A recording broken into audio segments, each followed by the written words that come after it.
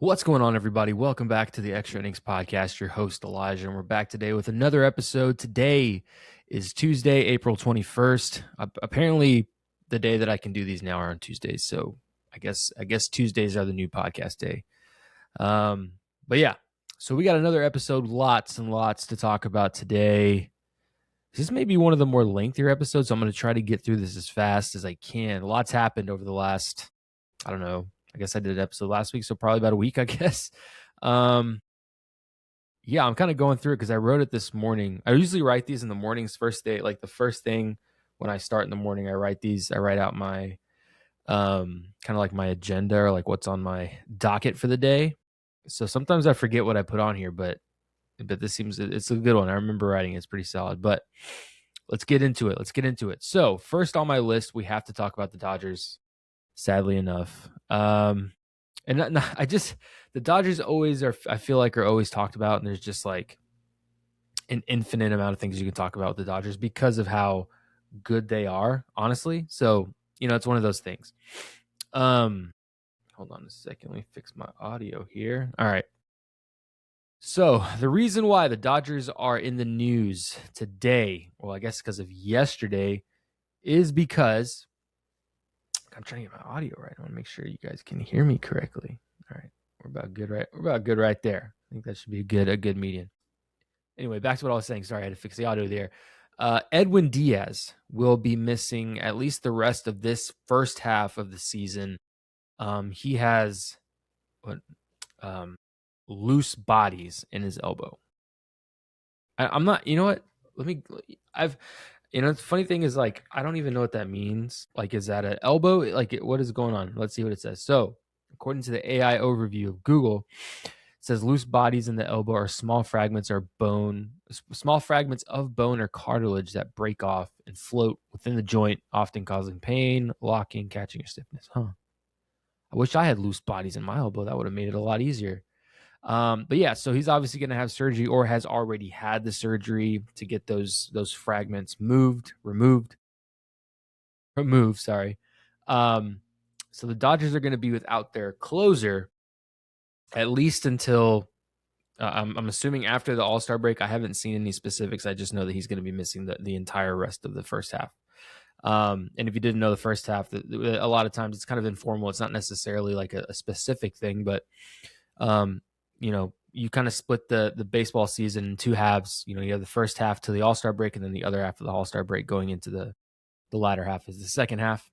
So just that's kind of what we refer to as the second half of the season. I know it's kind of weird because it is a really long season. But oh no, what are the Dodgers going to do?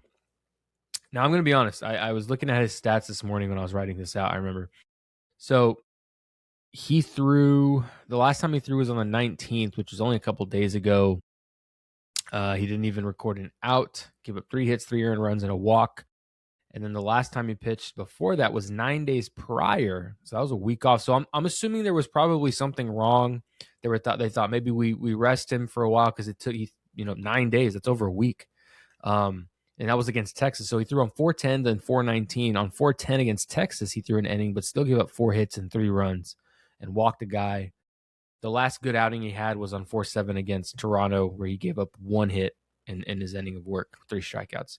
So it literally, you could see the kind of the progression of, I'm sure, pain and discomfort he was feeling. So what are the Dodgers going to do without Edwin Diaz? So it's funny. Everyone's like, well, what are the Dodgers going to do? What are they going to do? The Dodgers are going to be fine. I mean, if there's a team that's built to withstand injury, it's the Dodgers. They are deep all the way through. They have plenty of arms that they can pull from. The first, and I was watching an interview this morning with Dave Roberts where they said they're not going to particularly name another closer in the time that he's gone. That makes sense. I mean, why would you? I mean, there's plenty of guys that can come in and fill that gap when you need them to, and it's probably going to be a rotation of guys. It's not going to be one set dude taking over the closing role because there's just no need to do that for 3 months. Why? I think the name that comes to mind and the guy that will more than likely see the most time in the ninth is probably going to be Vesia, which, I mean, he's always been an 8th, 9th inning guy anyway. So that's not anything uncommon, I don't think. But let me see. Let's pull up the roster here because I know they got plenty of dudes. Let me see. Okay. Dryer, Eater. I don't know who any of these guys are. Enriquez, hurt. Klein is one that for sure. Another question is Roki Sasaki. Will he move into that role and kind of get out of the starting rotation? They also have Tanner Scott, Trinan, Vesia, Robleski is going to be a starter, obviously. So they got plenty of guys. All I'm going to say is they got plenty of dudes that are going to be able to take over that bullpen. There's some guys that were like, what are they going to do? I'm sure they're going to be just fine. They're going to be just fine. Wouldn't worry about it. But yeah, kind of a huge setback. That's kind of disappointing. Obviously, he missed all of 2023 in that World Baseball Classic. So he missed all of 2023, came back in 2024 and 2025, had decent years in New York, and then obviously just signed that massive contract with LA. And now he's going to be out for some time. So I'm sure that's disappointing on both ends of the spectrum. A conspiracy theory time. So if you go on Twitter, you go on Instagram, everyone is like, especially with like the Blake Snell, because Blake Snell's yet to play. He's not ready to pitch yet. So they say, are the Dodgers intentionally pulling these guys off? There was a huge conspiracy. I saw that Edwin Diaz is not actually hurt, that they are doing this to save him for October, along with Blake Snell, to make sure that they're staffed and rested. Well, I think that that's not necessarily true. I'm sure that these guys are hurt.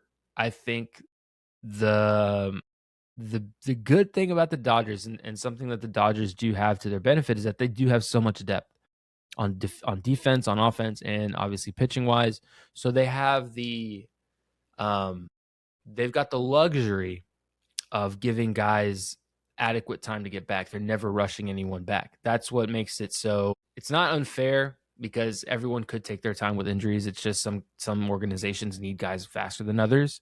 The Dodgers are one of those teams where, you know, they don't necessarily need anyone rushing back because they can handle it. So it's like, hey, you take your time, you get ready, you get right, meet us when you're ready, and, you know, we'll go to town. So all in all, kind of depressing because Edwin Diaz is fun for baseball. He's fun to watch. He's electric, but he's going to miss some time. But all in all, Dodgers are going to be just fine. Moving on. So once again, I made a video last week on Instagram and TikTok, all that stuff about the Mets and kind of talking about, you know, what's happening in New York. And I kind of summed it up to, I think there's something just a little bit weird going on in New York, considering that there's all this talent year after year and they can just never put anything together. I thought last year was an all-time collapse. Like, here's the thing. A lot of people that know me are like, oh, you're just a Yankees fan, shitting on. And of course, I'm wearing my Yankees hoodie today because we got Boston and New York playing today at 5:45. So I'm trying to wrap this up. But again, I'm a Yankee fan, but I'm a lover of the game, man. I love baseball all the way around. I'm a fan of the game. Like, you'll catch me. It doesn't matter. I can watch any game and I can enjoy it because, again, I'm a lover of the game. I love all ball players. Like, every team has someone that I'm a fan of, so I'm going to watch as much ball as I can. And the Mets are no exception. I'm a huge fan of McClain, and I love watching Juan Soto play. Lindor is awesome. Like, they have a lot of great ball players, and they're fun to watch. So I'm not shitting on the Mets just because it's happenstance or just because everyone else happens to be shitting on the Mets. But in reality, you have to talk about it because it's insane. So at this point now, and again, they're going to be playing here pretty soon. I think they play at probably right now, which I should probably turn it on. But as of right now, they are on an 11-game losing streak, and they are going back to Citi Field. Let me see what time they play. What time did the Mets play? Oh, they don't play till 6:10. Never mind. And they got the Twins. So a good chance for them to snap that streak and snap it at home. But they are right now on an 11-game losing streak, and that's pretty crazy. I think I couldn't find the data, but I'm not sure they've ever had a start this bad. And if they had, it's before, at least I've been watching baseball, maybe even before I was alive. I don't know. So this is just really weird territory. Let me see. Yeah, so they got the Twins today. What we got going on here? All right, so let's see. I want to pull up the stats because I don't think they've gotten any better. The last I checked was this morning before I made another video talking about kind of some thoughts on it. They have about 8 or 9 guys, key guys. I'm talking Lindor, Simeon, Bichette, Vientos, Beatty, Benj, all of them with below 600 OPS numbers, which is not good. You're not going to win ball games like that. You're just not. Like, here we go. Oh man.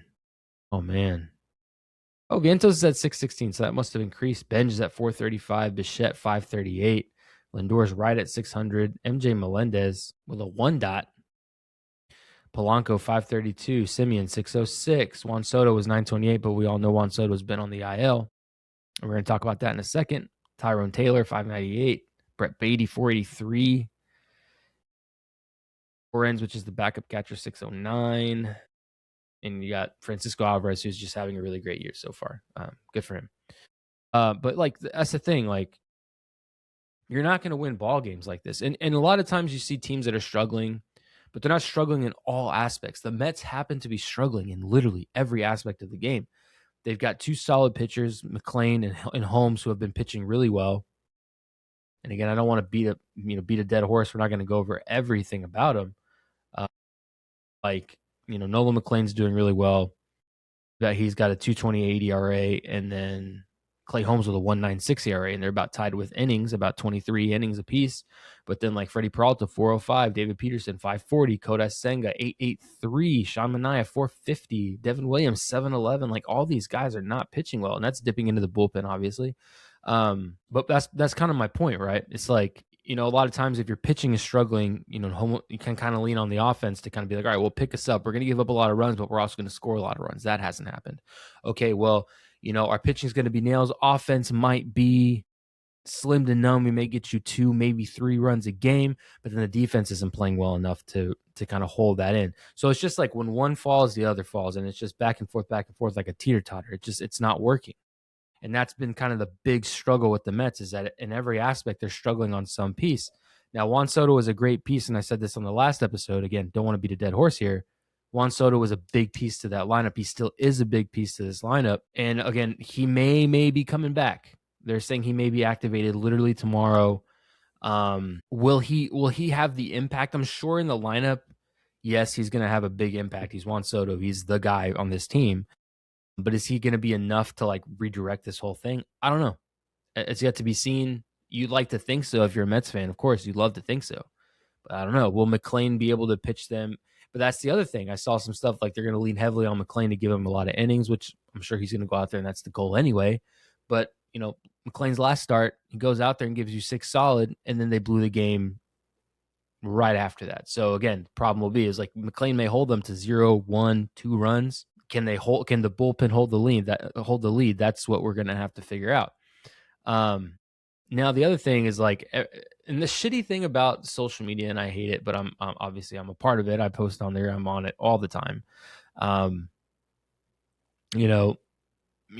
People are always going to call for jobs. I'm never going to be that guy. Be like, they need to fire this person. For speculation purposes only. And I'm not sitting here saying it's anyone's fault, because this is probably a myriad of reasons why this is happening. This is not a one person, one problem, right? This is probably a lot of different things. But when teams struggle like this, and you see it every year, when teams struggle like this out the gate, later down the line, normally, it's like captain's going to go down with the ship. First person that's going to get let go, get fired, is going to be the manager. That's happened. We saw it with Shelton last year in the Bucks. We've seen it time and time again. Dave Martinez. Anytime a team's really struggling, you want to shake things up. First person to go is a manager. Coaching is maybe a few coaching staff issues, whatever. It's normally the first person to go. But this one's a weird situation because it's almost like, obviously the players aren't stupid. They know ball. They're professional athletes. They know how the show goes. They keep sucking. More than likely, they're going to have to. Something's going to happen. Something's going to change, and they're going to fire Carlos Mendoza. That's been the thing, right? And obviously, everyone, that's the first person they look at. Get rid of Mendoza. I don't necessarily think that this whole thing is on Mendoza. I just don't. I don't buy it. I don't believe it, because at some point, it's like he's given the tools. He can write as many, because they've changed the lineup. I don't know how many times they've changed it this way, that way, played different guys in different positions. Beatty, Vientos at first, they've had obviously different catchers going in and out. They've played with the lineup up and down without Juan Soto in it. So there's only so much that you can do. And players know that because they've had his back this whole time. They've even gone to the media and have said it's not Mendoza's fault. Can't put it on Mendoza. We're not going to do that. It's on us. We don't execute. So I think that there's no question of whether Mendoza is liked in the clubhouse. I think that they like him there. I think Carlos Mendoza has done a fine job. I think the last couple of years has just been bad. I don't necessarily think that's on him though. But again, I personally, I think if you're gonna have to, again, for sake of argument, I don't necessarily believe that this is the truth, because I'm never gonna call for someone's job. I'm not that guy, and I think that's, who the hell cares what I think, right? But I think at the same time, you have to put a little bit of blame on ownership and the people who made the decisions to bring in these guys. Because again, not trying to beat a dead horse, but I've said this before. You can't lose Pete Alonso. You can't trade Brandon Nimmo. You can't lose Edwin Diaz. You can't do all that and not replace them. You can't go get Devin Williams and Luke Weaver and think that that's going to replace Edwin Diaz. You just can't. And especially if you go off of the stats of the last 2 years, it's just, no, man. No. That doesn't make any sense. You didn't really get a new big bat. They were in on some guys, I'm sure, in the offseason. I'm sure that they were in some talks to maybe get a bigger bat, and they didn't. They went and got Bo Bichette.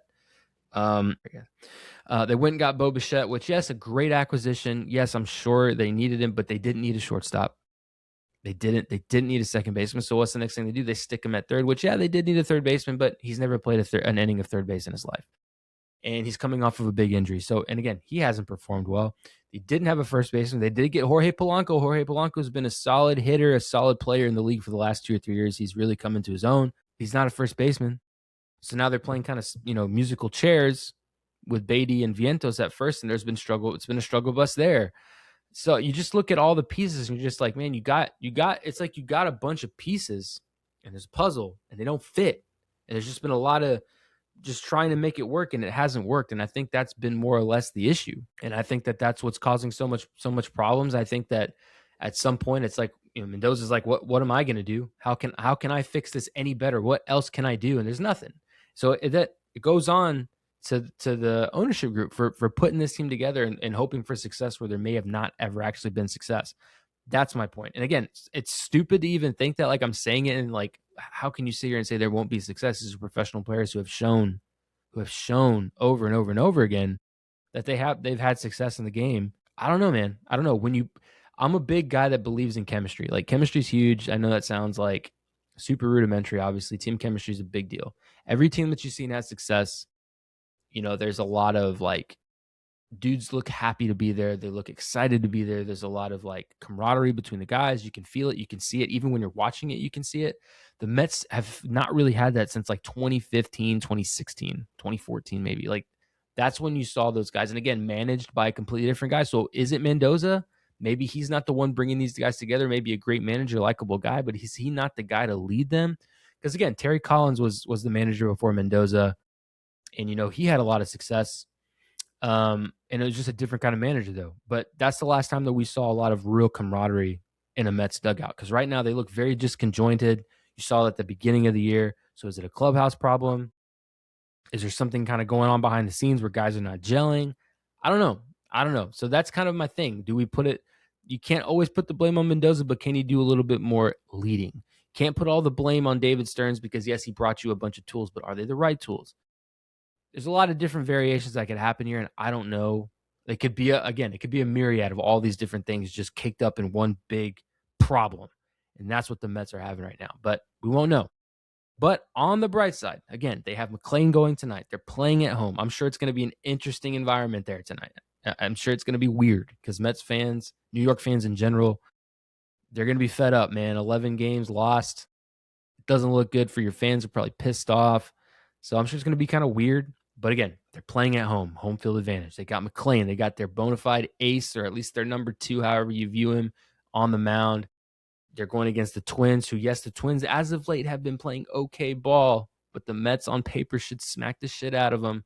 So fingers crossed for the Mets that they can get it done tonight. I'm excited. I'm going to watch that game. A lot of good baseball games happening tonight. Best believe that. But we move on. We'll move on from the Mets. I'm tired of talking about the Mets. Talked about them on Instagram today, and now I've talked about them. All right. Next on my list, we've got the Yankees. The Yankees are facing off today against Boston in a 3-game set at Fenway Park. It's been an interesting, obviously, couple days in Boston. There was the Patriots Day game yesterday, which they played. I watched it. Who did they play? Doesn't matter. Sonny Gray was pitching, and he was removed in the third. Who did Boston? Now it's gonna bother me. Son of a give me that schedule. The Tigers. That's who it was. The Tigers. Well, they lost 2 out of 3 to the Tigers, and obviously we've talked about Boston quite a bit these last couple of days. The last couple of weeks, really, because Boston was one of those teams that again was on the struggle bus. They had at one point one of the worst records in the league that was actually transferred over to the Mets. Played a little bit better ball, kind of. If we go back through looking at, in the month of April, they played San Diego. They lost 2 of 3 there. Won 2 of 3 against the Brewers. Won 2 of 3 against the Cardinals. Lost 2 of 3 to the Twins. They had a 4-game stretch with the Tigers. They split. Not horrible. Now they got the Yankees coming in, then they got the Orioles and the Blue Jays. Orioles, and the Blue Jays, they could pull some games out, at least 2 out of 3, and both of those would put them in a little bit better shape. But before we get there, we got the Yankees for a 3-game set, midweek 3-game set, and they're going to be going on. Damn, they're not going to have a day off for over a week. That's a tough stretch. But what do we think about this matchup? Now, obviously, I don't have to sit here. If you're listening to this podcast, you're a baseball fan, and you know the rivalry of the Yankees versus Red Sox, the history, all of it. You know it. So I'm not going to talk about that. But here's what a lot of people are thinking, and a lot of people are talking about this. Now, last year, obviously the Red Sox were a good team, and the Yankees met them in the wild card series. Yankees took 2 of 3 out of the wild card and moved on. Here's what I'm going to say. Now we're looking at 2 teams here. One team has been playing decent ball. The Yankees had a tough stretch the last 2 weeks, but it looks like they've come out of it. They're playing a lot of good baseball, pitching well, hitting really well, actually. And then you have Boston, who has just had a really tough start to the season. Now, a lot of people are like, is this even really going to be a game? You've got the Yankees who have, are top of the league, predicted to win the division. And you have the Red Sox who, at the beginning of the year, and I was one of the people that said this. Now, look, the division, with the Yankees, the Blue Jays, the Red Sox, the Rays, it looked like it was going to be an absolute cage match to start this season, and it has been anything but that. The Blue Jays have been really bad.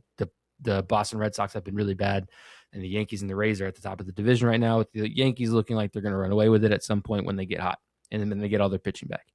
But right now, is this series going to be a game? And here's what I'm going to say. If you've ever experienced, a Yankees Red Sox game in person, even like I saw them play one time in March or April, quite some time ago. I don't remember the specifics of that season. I know neither of them did shit that year because it was back in, I don't even remember the year. I'm not going to sit here and do the math. But when you experience that environment, it's a different feel. Like seeing a Yankees versus Red Sox game, there's fights in the stands, the hostility, you can feel it. Right? So I said this, and I think this, to be honest, is that no matter what the record is for Boston and no matter what the record is for New York, both teams are going to absolutely turn it on.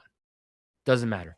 I think that there's going to be a different level of intensity in this game. So even though Boston's kind of been shit in the bed, they haven't been playing well, I think that they're going to do their best to turn it on and compete and bring it to New York, especially after what happened last year in the wild card with them beating them, with Cam Slitler throwing the game of his life in that game, in that winner go home game in the wild card. And that's what I think. I think it's going to be a hell of a series. I know a lot of people are not thinking it is because the Red Sox have been bad most of the year, but I'm excited. I don't know about anybody else, but I'm excited. I think it's going to be a great series. Now, looking at the Red Sox, Sonny Gray went down with an injury. The Red Sox are another team that I thought going into this year had a lot of great starting pitching options. Like they went ahead, like they had, obviously they got Ranger Suarez, who, as of his last 2 starts, has been much better. At the beginning of the year was not that great. Garrett Crochet has struggled pretty bad. Has not pitched very well. I'm honestly curious because I know his ERA is ridiculous. What is it? 7.88 ERA for Garrett Crochet, which again inflated because he had that one game where he got really just absolutely torn up and they left him in there, I think, too long at that point. But you want to see a guy work out of it, but that kind of backfired. Connolly early, obviously, pitching to a 2.29, which is not bad. He's obviously a rookie this year, but pitched a little bit last year. Ranger Suarez with a 3.22, he's bringing that down. Brian Bayo, I don't know how long the leash is for Brian Bayo. I think I've seen enough of Brian Bayo to know that he's just not consistent enough. Though at this point, he's going to have to stay in the rotation because Sonny Gray went down. And you have to think at some point that they're going to bring up Peyton Tolley, who is another big left-hander who made his debut last year, who's now down in AAA, kind of just biding his time, waiting for his moment. And I think with the Sonny Gray injury, depending on how severe that is, he's going to get his shot again up there. And he's a good power lefty, man. He's a good pitcher. So I think but again, they haven't really released any more information on Gray. It's a hamstring issue. Apparently he's dealt with that before. So who knows? But yeah, all in all, and again, I know it's about to start in probably about 15 minutes. So, quick prediction here. I think it's going to be a great series, but I think that the Yankees either sweep or take 2 of 3. That's just obviously, right? Let me look at my shirt, right? But yeah, but I think that it's going to be a great series. I think it's going to be a great series. I think Boston's going to turn it on. And hopefully, as a fan of the game, you want Boston to be good. You want them to figure it out because if they can figure it out and then the Blue Jays get healthy, you're looking at a really competitive division, and it's just going to be a bunch of awesome baseball games. It's going to be interesting. Oh, look at this. We got some news here. Blake Snell is scheduled to start a rehab assignment with Class A Ontario on Wednesday. Look at that. Just what we were talking about earlier.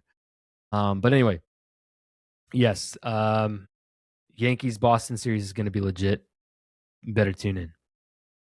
Now, one of the teams, it's just kind of a quick little quip here that I wanted to talk about. Pull it up here. Quick little thing. I got 2 quick little quips, and then we'll get into my last topic here. But the Royals, I went into this year and kind of like a sleeper pick that I had kind of in my back pocket was going to be the Kansas City Royals, and that's mostly because everyone that I saw in the World Baseball Classic that was Royal was playing really good ball. Bobby Witt Jr. was struggling at the plate. But Salvador Perez was playing well. Michael Garcia was playing well. You had Pascantino and Caglione. All of them were playing really, really good ball. Who's texting me? Jeez, I swear, no matter what I do, anytime I'm my phone will be dead all day. No one's texting me besides my girlfriend, maybe my family. And then I hop on to do a podcast and everyone just decides to start texting me. I don't know what it is. It's like they know. Anyway. So one of the sleeper picks I had was the Kansas City Royals, and they have played horrible. Again, tied for the Mets with the worst record in baseball. Not playing good ball. We had the whole oversleeping debacle with Carter Jensen when Salvador Perez was supposed to have a day off. He missed the game. I mean, just chaos in Kansas City. But let's look at some stats here. Vinny Pascantino's batting a .149, and I will say Pascantino was struggling quite a bit in the World Baseball Classic. He hadn't gotten a hit, and then he all of a sudden had that 3 home run game. Obviously, still the struggles are continuing. Look at Jonathan India. I'm looking at guys that have the most at-bats. Who have the most? Okay. So Michael Garcia is playing well, 272, 735, but still not the numbers that you need. And then Vinny Pascantino has the second most at-bats, 149. Bobby Witt's batting 287. So Bobby Witt came out of it, playing good ball, doing what Bobby Witt does. He does have 20 strikeouts and 87 at-bats, though. How many stolen bases? 8 stolen bases, obviously. Salvador Perez coming in under that at a .176, so he's really struggling. I know there was some questions about bat speed and is he getting too old? A lot of people have been kind of talking about that amongst the Twitter sphere and amongst MLB analysts. He didn't like that very much because he got pissed off, and I've never seen Salvador Perez tweet, but he did. So a lot of questions about that and his efficiency at the plate and his productivity because he's really struggling. Caglione, 269, not bad, but need a little bit more out of him. Carter Jensen, another one, obviously going to be the backup catcher behind Perez, 238, 802 OPS, so not bad. Isaac Collins, 196. Kyle Isbell, 241. India, 167. And then we kind of drop down where the bats don't really matter because they're spot players. So the hitting has been real bad. Not good. And we look at the pitching wise. Let's look at the ERA leaders. We can't look at the ERA leaders because it's only going to bring. Okay. So Seth Lugo leads, obviously, and he's got a 1.15. So Seth Lugo pitching really well. Michael Wacha, he's got 27 innings. He's got a 1 ERA, so not bad either there. So the pitching has been good, but the offense is where you're going to get in trouble. And that's one of the most, and obviously before we go further, Chris Bubik's doing well, 3.97, but the person that, that you really need more out of is going to be Cole Reagans, who has had a couple great years in the past, but has really struggled. He's got a 6 ERA in 21 innings. I saw him pitch the other day, and he was very sporadic. He was actually against the Yankees, and had a really bad game. I think that was Sunday, to be honest with you. I think it was Sunday. Yeah, it was a really bad game. I think they had 5 in the first or second. It was just not good. But here's the thing. So, okay, you take away Cole Reagan's start. You look at, these guys with a 1-1-5, 1-3. Those starts should be wins, guaranteed. If you got a guy that's going out there and he's only given up 4 runs in 30 innings, 3 runs in 27 innings, those are games you win. That means they're giving up either 1 or less than 1, maybe 1, 2, 3 runs a game. I'm not going to go through and see when the runs were given up. But like that alone, dude, win some games, but the offense is not there. And that's one of the most annoying things as a pitcher, especially when you go out and you shove and you give it all you can, but like they score 1 run and you can't even muster 1. And then you end up losing a 2-0, 2-1 game. That sucks. But that's kind of where we're at right now with this Royals team. So the offense needs to get going. I'm not going to panic. I'm not going to freak out because Pascantino will come into it. Salvador Perez will come out. He'll figure it out. He's a veteran in the game. So they're going to figure it out. That's all I'm going to say about Kansas City. Now, one other thing that I'm going to say that's going to be kind of quick topic before I get into my last topic, which is the Philadelphia Phillies, is Craig Counsell is salty about Shohei Ohtani. Obviously, the Dodgers are going to be playing the Cubs. And he's mad about the rules for Ohtani and more or less the roster. So it comes down to the roster. So because Shohei Ohtani is the only two-way player in Major League Baseball, because he gets his own category, it gives the Dodgers a sort of unique roster situation, because when it comes down to Shohei, whether he was a hitter or a pitcher, it would limit the amount that you can have offensively on the bench that you can carry, and it also limit the amount of pitchers that you can have, which obviously would create more either people that you can throw. It would create more leash for starters, however you want to put it, right? But Craig Counsell is upset, butthurt, whatever you want to call it. Though he's not the only one, because I know John Schneider and the Blue Jays have had their fair issues with Shohei and his privileges of taking more time before coming out to the mound and all that stuff. We saw it in the World Series. We saw it in their series earlier this year. So I get it. But here's the thing. But before I get there, let me explain why Craig Counsell's upset. So because Shohei Ohtani is in his own category, meaning that there's nobody else that can be considered on a roster as a two-way player. Look it up if you don't believe me. If you go to the Dodgers roster, their 40-man roster, it's pitchers, catchers, infielders, outfielders, and then there's Shohei Ohtani under two-way players. He's his own category. So because they add that category to the Dodgers roster, and he can technically be a pitcher or a hitter, these guys are saying it's unfair and that the rules need to be changed, because technically, since he's in his own category that yet contributes to both the offense and the pitching staff, they are also able to carry another person on offense and another person on defense, meaning another hitter, defender, whatever. So they're saying that's not fair. And is it? I don't know. It's one of those gray areas, but you can't, what are you going to do? Are you going to be mad at Shohei Ohtani because he is able to do both as successfully on the biggest stage in baseball? Do you fault him for that? Does he have to fall into a category? I don't think so. And again, you're talking about a minuscule thing. I'm sure at that level, looking at the coaching staff and trying to figure out a game plan, it may be a little bit frustrating. I get it, but come on, man. He is incredible, and you have to give him that prop to be like, okay, you're going to be able to do whatever you do. You get your own category, whatever. I think that there's nothing wrong with that. I think that I guess if you're going to sit here and, nitpick, I guess. But I can see the argument, but I just have to respectfully disagree. And I think that the rules are fine. I don't think that it's fair to put him in one box or the other. That's just me. But what do you guys think? Y'all got to let me know, because, again, everyone is super split on this.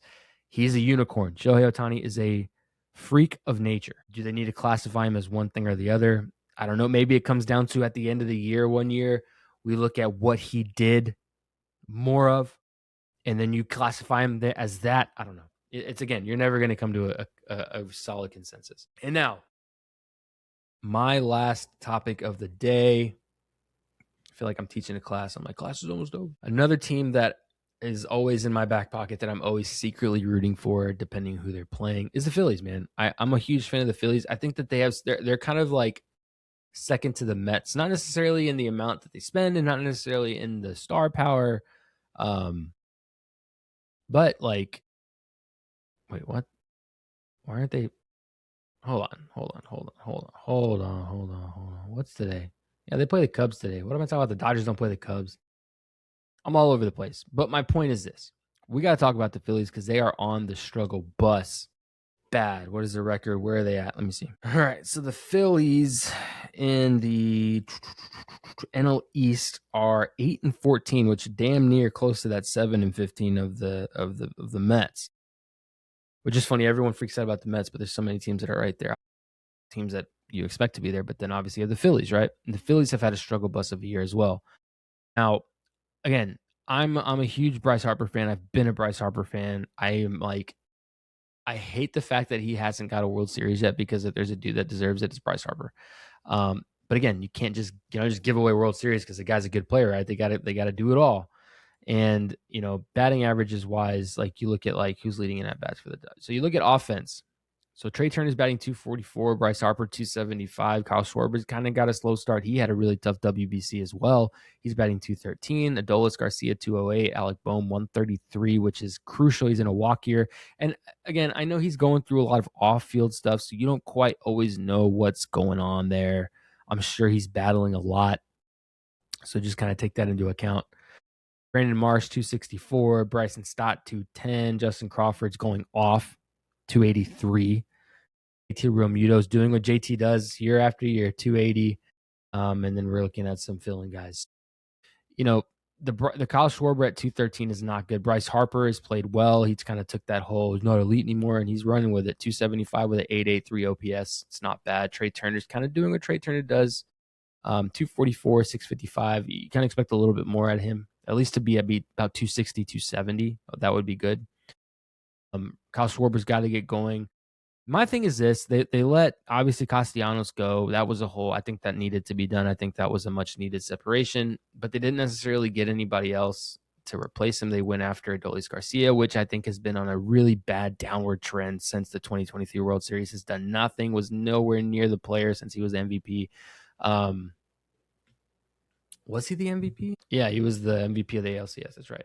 Hasn't done anything since, man, and he's really struggled. 208 with a 641 OPS. Like, he's right over the line, dude. Like, gonna need more out of these guys. So offensively, you're kind of just like teetering. You're like, you're okay. You're okay, but not enough. And I think that's one of the biggest issues there. Now we look at the pitching. The pitching has been a different story. Besides Christopher Sanchez, I mean, Jesus Luzardo, who signed that massive extension, 794. Aaron Nola, 506. Andrew Painter, 442. Taijuan Walker, 916. And then you go into the bullpen. Tim Meza, 3, not bad. Tanner Bakes, 415. Jose Alvarado, which you need more and has shown you that he can be more, at a 9. Yohan Duran, 135. Orion Keckering, 426. So a lot of their pitchers are kind of really up and down. It's a mix. I got some guys that are tearing it up and some guys that are really struggling. So what needs to happen? Is it struggling bats? Is it struggling pitching? I think it's a mix of just mediocrity on both sides. I think you got some guys performing, some guys not. Some guys performing, some guys not. From your starters, you're going to need more. I know Andrew Painter is a rookie. This is his first year. Probably still getting acclimated a little bit, but you got to produce here. Jesus Luzardo was one that came out of left field. Jesus Luzardo had a hell of a year last year and has just not pitched well. These numbers, 22.2. 22 and 2/3 innings, 28 hits, 21 runs, 20 earned runs, 3 home runs.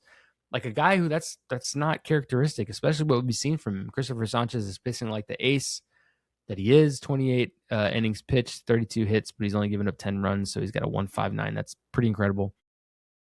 Aaron Nola has been on the struggle. I like Aaron Nola, man, but he's one of those guys. He's on the struggle bus. He's struggled for the last couple of years. He hasn't been that guy that everyone kind of fell in love with the last couple of years. He's just not been that guy.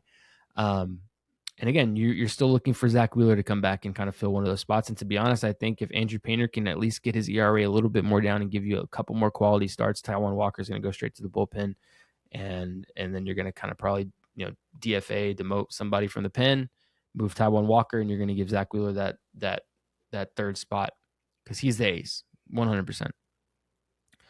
Is this on Rob Thompson? I've heard a lot of conflicting things. It's kind of similar to the Mets. Is Rob Thompson, not enough? Is he not energetic enough? There was a whole thing that I saw this morning about Rob Thompson talking about emotion and not playing with enough emotion, and you can't play with emotion in baseball. Now, Rob Thompson is an old head. He's an old school coach. If you don't know Rob Thompson, look up Rob Thompson. He's an older dude. I know there was a lot of questions whether he was even going to be back, if they're going to be making changes, because yes, this team is immensely talented, and is 100% underwhelming and underperforming. So does it go to Rob Thompson? I think in this situation, I'm again, for podcast entertainment purposes, I'm not calling for a job here. I just think that if there was something that was going to change, I think Rob Thompson changing would be good for the team. Because you got a lot of dudes that play with a lot of energy and a lot of vigor. You got, Bryce Harper, Kyle Schwarber. You got a lot of guys that are just JT Realmuto, all these guys who they don't play with outgoing emotion, but you can feel it. You can feel the intensity. These guys have that. And so Rob Thompson goes, well, when you play with emotion in football and basketball, it works to your advantage. In baseball, you can't. Yes, you can though. It depends on what it is. Right, you don't want to play with too much emotion at the plate. You don't want to pitch with too much emotion because it becomes over energetic, come over too much, and then you do too much or you try too hard and things go south. But there's a healthy amount that you can play with, and I think that's kind of. I was a little put off by the comment. I was kind of like, "What do you mean? What do you mean? What do you mean by that?" You could definitely. So I think that if something, a lot of times these little slumps can be, can be overturned by just a little bit of a push, of a moment of emotion, something that just gets you going. Whether that's Rob Thompson just losing his shit on an umpire and just getting the team fired up, whether that's someone else doing it, whether that's just a big moment or a big game or an offensive power showing, that's what can get these guys out of it. But I haven't lost faith in the Phillies, guys. I haven't. There's been too much that I've seen last year, the year before. I've seen some flashes of it this year. You just got to get Luzardo back up. You got to get Nola having a few more better quality starts. You need Zach Wheeler desperately to come back. He's doing his rehab assignment, so I'm assuming he's back within the month or two. They need him back. And once you can solidify that rotation and you get, 5 dudes that are actually giving you quality starts, the offense will fall into it. Some of these guys that are slumping will fall into it, and the offense will come into one, I promise you. So I still got high hopes for the Phillies. I think the high hopes for the Phillies should still be there. I got high hopes. The Phillies are going to be okay. The Blue Jays, I don't know. The Red Sox, I don't know. But if there's one team that I can bet, that I would bet on, the Mets also, I don't know. But the Phillies, I promise you, will at least play to a championship series this year. I can feel it. I feel it. Anyway, guys, thank you so much for listening. That's all I've got for today. I'm going to try to get another episode out probably on Friday or Saturday. Going to depend on what I've got going on, but there's a lot of good baseball being played this week, so we're going to have to talk about a lot of stuff happening. Be sure to follow me on Instagram. I got a bunch of content on there. TikTok as well. I hate TikTok with a passion. I hate it. I don't like it. I literally only get on TikTok to post my videos and to comment when people comment. You will never find me scrolling on TikTok, ever. Just kind of a PSA there. And then obviously like, subscribe, comment, everything on YouTube. I'm always on there as well, so check that out. Oh, dang, the game just started. I'm running late. But anyway, thank you guys for listening. Again, be sure to follow, like, subscribe, all that stuff. Comment, let me know what y'all think. If I know what I'm talking about, if I'm way out in left field, let me know. Let's talk some ball. But again, I appreciate you guys, and we will catch you guys in the next episode.